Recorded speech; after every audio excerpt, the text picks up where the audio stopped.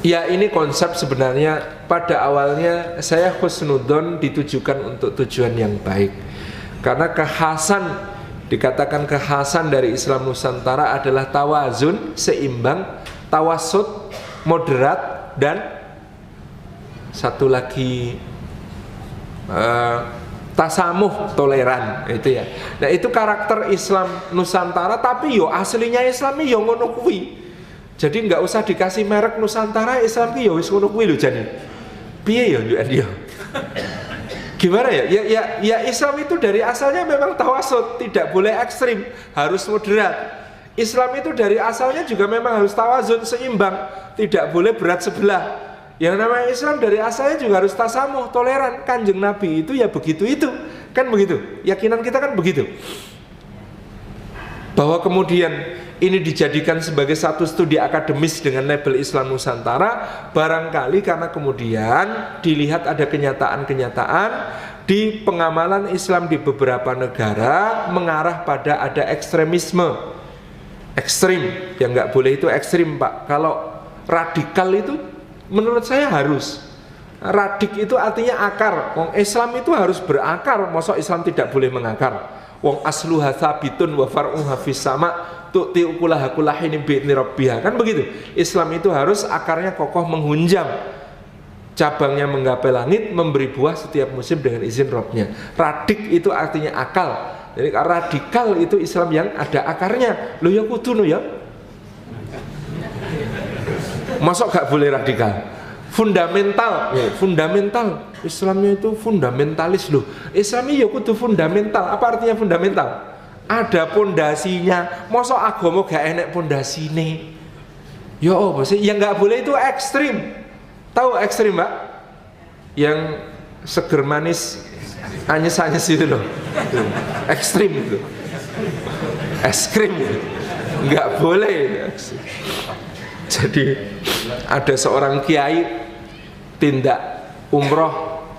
Ketika tindak umroh itu jalan di dekat Masjidil Haram itu, di dekat Tower Sofa, sampingnya Tower Zam-Zam itu ada namanya Tower Sofa, arah ke kiri kalau dari pintu utama itu belok ke kiri. Terus di situ tuh ada orang rebutan, apa namanya, antrinya panjang, ada satu kios tulisannya alif ya sin kaf ro ya mim.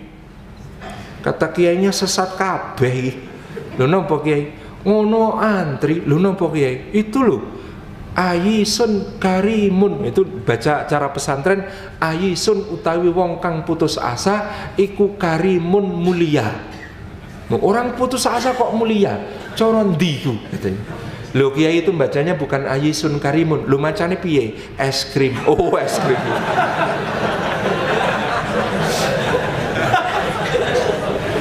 Jadi tulisan es krim itu kalau ditulis pakai bahasa Arab, itu kiai-kiai bisa keliru maca jadi ayisun karimun, yang artinya orang yang putus asa adalah orang yang mulia gitu. Sama jenengan mendarat di Bandara Karachi di Pakistan itu ditulis besar-besar pakai tulisan Arab, itu tulisannya wailakum. Wailakum itu artinya celakalah kalian. Wih, lah kayak mendarat kok wis celakalah kalian itu. Itu di Bandara Karachi tulisannya wailakum. Saya tanya sama teman yang sudah lama di Pakistan, "Wong Pakistan ini gimana sih? Orang baru mendarat kok disambut dengan wailakum, celakalah kalian." Itu bukan wailakum Mas Salim. Lho piye macane? Welcome. Astagfirullahaladzim. Welcome ditulis Arab atau di wailakum. Ini kalau salah paham bahasa Arab nih begini. Nah, Bapak Ibu yang dirahmati oleh Allah Subhanahu wa taala, jadi ini Islam Nusantara ini ya juga iso kleru-kleru ngono gitu. Ayisun karimun itu. Es krim gitu. Nah, maksud saya adalah kita melihat ada pengamalan-pengamalan di beberapa negara yang melahirkan misalnya terorisme, melahirkan berbagai macam kekacauan, penghancuran yang sangat-sangat tidak kita harapkan.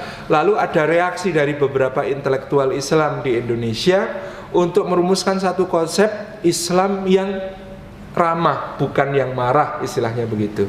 Nah, sayangnya di perjalanannya Islam Nusantara sebagai konsep yang baik ini, yang tawasud, yang tasamuh, yang tawazun ini dibajak, saya katakan dibajak oleh sebagian kalangan yang kemudian sebenarnya bibit-bibitnya bibit-bibit liberal untuk kemudian menjadikan Islam Nusantara ini sebagai istilah baru untuk jualan mereka, yang dengan itu jadi kesannya anti Arab. Loh padahal Islam nek gak nganggo Arab yuk piye? Bahasanya juga semua literatur Islam itu berbahasa Arab. Sumber-sumber hukum Islam itu berbahasa Arab. Tapi kemudian dikesankan Islam Nusantara pokoknya anti Arab, gak ke Arab-Araban gitu ya, gak pakai sorban. Tapi orang gelem nganggo blangkon doai gitu. Karena blangkon itu sorbannya orang Jawa dan lain sebagainya. Jadi ini repot gitu ya. Repotnya ketika sudah menjadi wacana, apalagi tadi yang disebutkan sudah menjadi sesuatu yang sifatnya politik. Kalau sudah ditunggangi kepentingan politik untuk mengarahkan kepada pilihan-pilihan praktis tertentu, jadi semakin repot. Maka sikap kita terhadap wacana Islam Nusantara adalah bahwa intinya itu sudah kita dapatkan di dalam Islam. Kalaupun kemudian sekarang diberi label Islam Nusantara, itu hanya merek baru. Konten produknya tidak ada rujukan berislam yang lebih baik daripada rujukan yang dibawa Nabi Shallallahu Alaihi Wasallam. Kalau kemudian dikatakan sampai ada syairnya, wa man jaa bihi Islam Nusantara tis'atu auliya illahi fi Jawa, dan siapa yang datang membawa Islam Nusantara 9 wali yang datang di tanah Jawa. 9 itu 8-nya itu Arab kabeh. Aku ya bingung. Nusantaranya itu di mana? 8 dari 9 wali yang kemudian disebut itu berdarah Arab semuanya. Gitu. Jadi ya Islam Nusantara, ya Islam Arab, jane padha wae gitu kan. Sama saja, kita ini sejak dulu produk transnasional, Pak. Sejak dulu itu produk transnasional. Dakwah itu kalau nggak transnasional bukan dakwah namanya. Kita ini punya utang besar untuk membayar jasa para ulama yang dulu berdakwah di Nusantara. Itu intinya justru. Maka kenapa kemudian sekarang saya menyampaikan syiar dakwah di Nusantara ini gelombang ketujuhnya, gelombang 1 sampai 6 opo itu nanti tema kajian berbeda. Tapi gelombang ketujuhnya ini sudah saatnya kita kemudian menjadikan hadiah Indonesia untuk dunia. Kita ini sudah mulai harus menghadiahkan banyak dai-dai kita. Yahdikumullah islubalakum. Kita sudah harus menghadiahkan anak-anak kita ini untuk dunia. Saya ngomong sama anak saya Hilman, nak, dakwah itu tugas kita semua, tapi Indonesia jatah Abah, nak. Kamu sudah harus cari sasaran lain. Lalu sejak sekitar 6 bulan yang lalu anak saya itu senang belajar bahasa Jepang, dan sekarang alhamdulillah ngobrol bahasa Jepangnya sudah lancar. Karena saya bilang 150 juta orang, nak, yang berbahasa Jepang ini semuanya haus hidayah. 2 miliar manusia berbahasa Mandarin, haus hidayah. Jutaan orang berbahasa Inggris, haus hidayah. Jutaan orang berbahasa Prancis, haus hidayah. Dan sebentar lagi, Pak, dunia ini berubah, Pak. Inggris itu sekarang bahasa Inggris yang namanya British English itu, Pak, itu kan masih yang Harry Potter is drinking water gitu ya. Bahasa Inggrisnya kayak gitu kan? Kayak Sherlock Holmes gitu ya. Harry Potter is drinking water.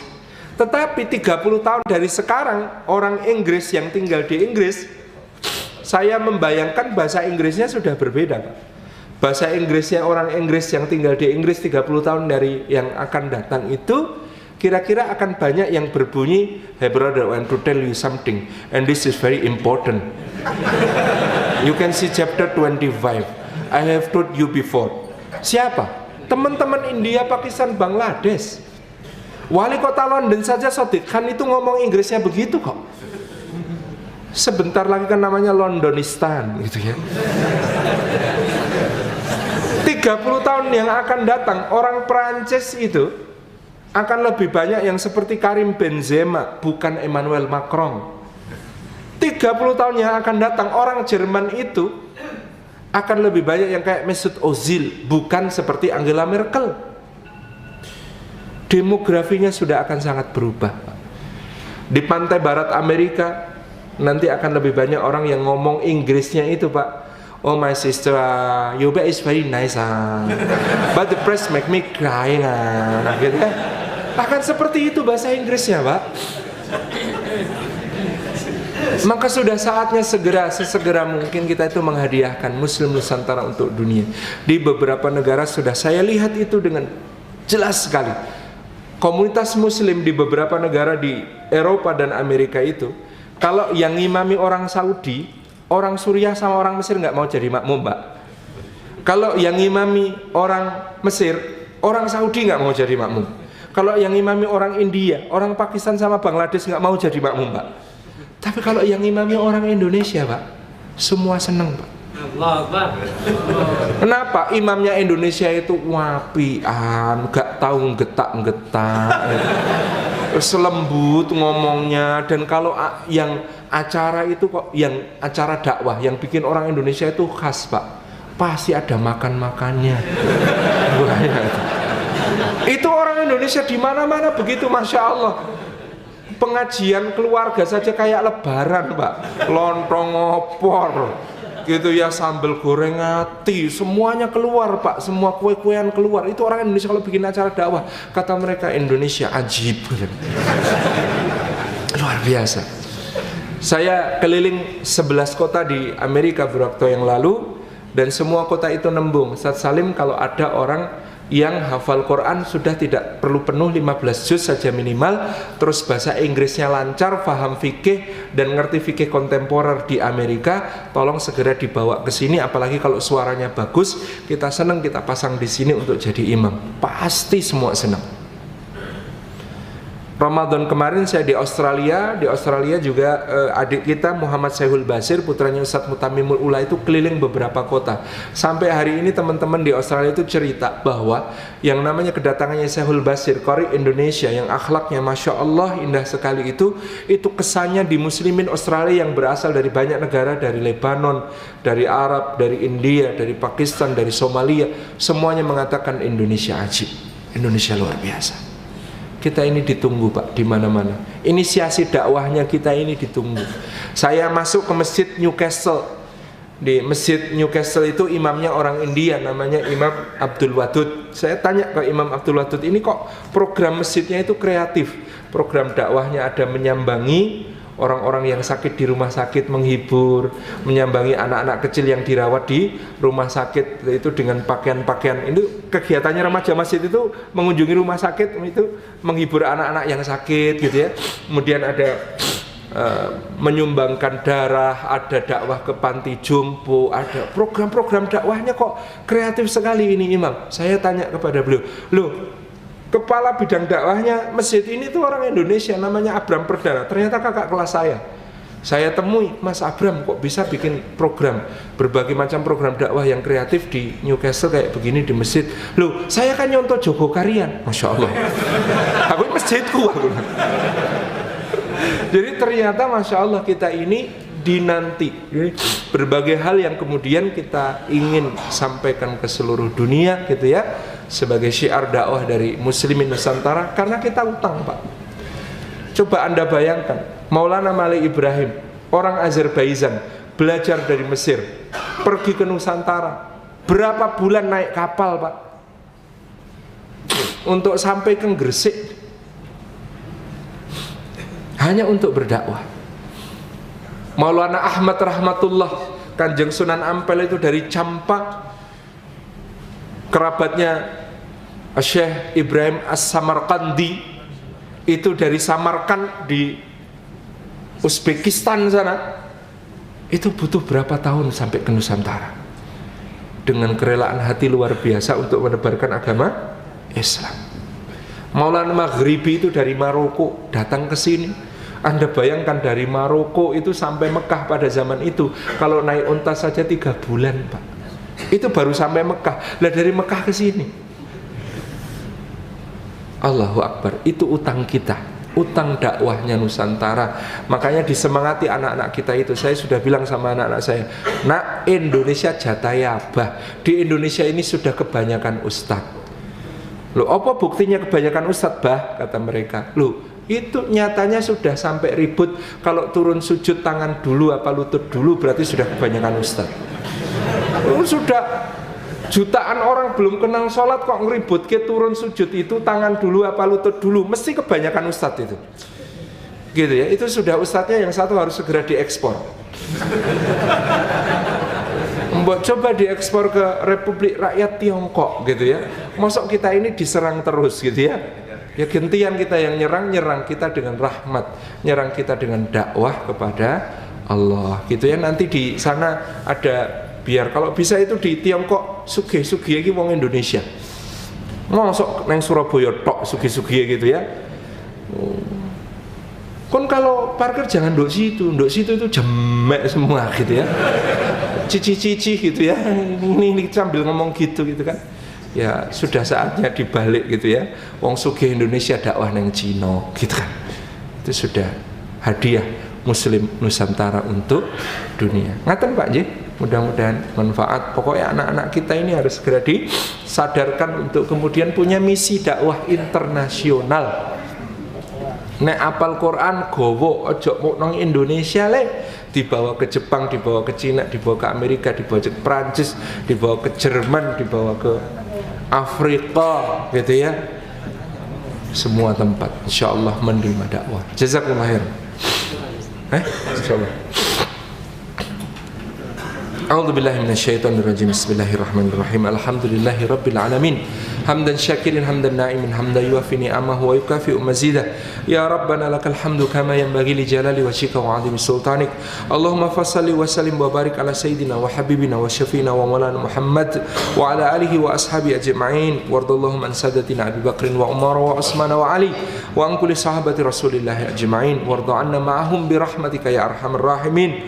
Allahumma fir lana ولإخواننا الذين سبقونا بالإيمان ولا تجعل في قلوبنا غلا للذين آمنوا ربنا إنك رؤوف رحيم اللهم اغفر للمؤمنين والمؤمنات والمسلمين والمسلمات الأحياء منهم والأموات إنك سميع قريب مجيب دعوة يا قاضي الحاجات Rabbana ighfir lana wa liwalidina warhamhum kama rabbawna shighara. Allahumma inna ala dzikrika wa syukrika wa husni ibadatik. Allahumma aslih lana dinana alladhi huwa ismatu amrina wa aslih lana dunyana allati fiha ma'ashuna wa aslih lana akhiratana allati ilaiha ma'aduna. Allahumma inna nas'aluka ridhaka wal jannah wa na'udzubika min sakhatika wan nar. Allahumma inna nas'aluka al huda wat tuqa wal afafa wal ghina. Allahumma inna nas'aluka salamatan fid dini wa afiyatan fil jasad wa barakatan fil rizqi wa ziyadatan fil ilmi wa tawbatan qabla al maut wa rahmatan indal maut wa maghfiratan ba'dal maut. Allahumma hawin alaina fi sakratil maut wan najat minar wal afa indal hisab. Rabbana hab lana min azwajina wa dhurriyyatina qurrata a'yun waj'alna lil muttaqina imama. Rabbana atina fid dunya hasanah wa fil akhirati hasanah wa qina adzabannar wa adkhilna al jannata ma'al abrar ya aziz ya ghafar ya rabbal alamin. Subhana rabbina rabbil izzati amma yasifun wa salamun alal mursalin walhamdulillahi rabbil alamin.